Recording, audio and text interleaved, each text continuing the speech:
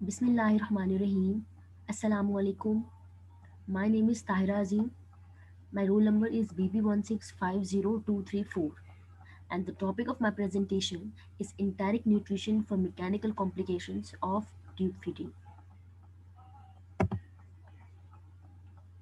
Patients with feeding tubes are at a risk for such complications like aspiration, tube malpositioning or dislodgement, refeeding syndromes, medication relating complications, fluid imbalance, insertion site infections, and agitation. So, appropriate monitoring of patients receiving enteric nutrition via tube is essential to recognize and prevent complications. So, complications can be divided into three groups: mechanical complications, gastrointestinal complications, and metabolic complications. Now, move towards the main topic: mechanical complications. Mechanical complications often can be avoided with good nursing techniques and careful observation of feeding tolerance. Mechanical complications further divided into, and these include aspiration, nasopharyngeal irritation, esophageal otitis media, tube obstruction. Let's discuss about aspiration.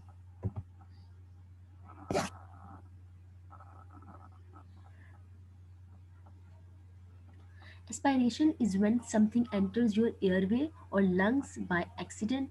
It may be food, liquid, or some other material. And silent aspiration usually has no symptoms and problem and people are not aware of it that fluids or stomach contents have entered in their lungs. Over-aspiration usually cause sudden, noticeable symptoms such as coughing, wheezing, and silent aspiration usually occur in people with impaired senses. And aspiration can happen when you have trouble swallowing normally. Here are some of the causes which I mentioned, and these are deflated tracheostomy cuff, displaced feeding tube, reduced gastric emptying. Aspiration with impaired pulmonary defenses often causes pneumonia, and the symptoms include chest pain, coughing, fatigue, fever, shortness of breathing, etc.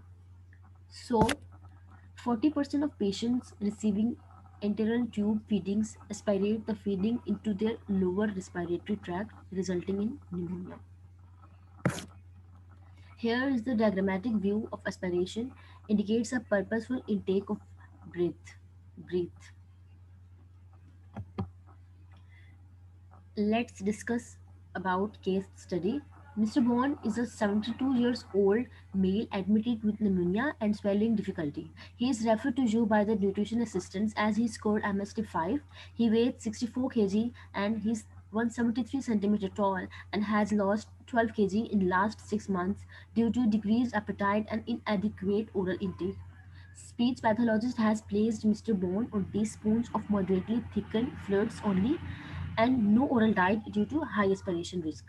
And you assess Mr. Bone as being severely malnourished and at risk of refeeding syndrome. You recommend nasogastric feeding to the medical team as Mr. Bone is not safe for oral intake and his intake is not adequate to meet nutritional requirement. So how would you manage the direct nutrition for the patient? Soap notes I prepared here. I mentioned weight 64 kg, age 72 years, gender male, history. He has lost 12 kg in last 6 months due to decreased appetite and inadequate oral intake. And in objective, I mentioned speech pathologist has placed Mr. Bone on teaspoons of moderately thickened fluids and then no oral diet due to high aspiration risk. He scored MST equals to 5. He is receiving IV fluids at 42 ml per hour. So what will be the assessment of this patient? As patient is not able to eat orally, so therefore not able to meet requirements any other way. So high risk of aspiration and refeeding syndrome. So need to decrease the flow rate to reduce the risk of aspiration and refeeding. Therefore, continuous is most suitable. If overnight feeding or bolus feeding, it would be at much higher rate, which increase the risk of aspiration and refeeding. So internal route would be the directly into the stomach via nasogastric tube. So what would be the plan of nutrition? Energy multifibers meets the energy and protein requirements, and the low flow rate reduced the risk of aspiration. Before calculating the flow rate for Mr. Bone, we need to consider IV fluids and refeeding risk. So commence feeding at 50% patient requirements and increase gradually every second day to reach goal in 1 to 2 weeks. We need to recommend daily thiamine administration 30 minutes prior to commencing feed and commence multivitamins. Then daily blood tests to ensure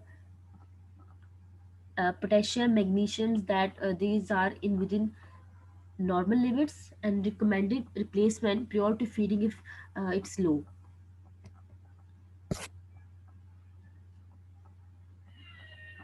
And you have to monitor Mr. Bone and assess for tolerance. Like you have to check daily during the first week as per enteral guidelines, and need to check the electrolytes on daily basis, tolerance to feed like nausea, vomiting, etc. Monitor 2 to 3 times weekly once medically stable. So here's some of the note which any healthcare professional should to attend. So healthcare professionals should aim to provide adequate nutrition to every patient unless prolongation of life is not in the patient's best interest. It should be hospital policy that the results of an admission nutritional screening are recorded in the notes of all patients with serious illness or those needing major surgeries. Artificial nutrition support is needed when oral intake is absent or likely to be absent for a period of 5 to 7 days. Nasovaginal tubes can be placed on the ward by experienced medical or nursing staff without x-rays to check position. Their position must be checked using pH testing prior to every use. The position of NJ tube should be confirmed by X-ray 8 to 12 hours after placement. Gastrostomy or jejunostomy feeding should be considered whenever patients are likely to require ETF for more than 4 to 6 weeks. Suitability for gastrostomy placement should be assessed by an experienced gastroenterologist or a member of nutrition support team. That's it. Thank you. Allah Hafiz.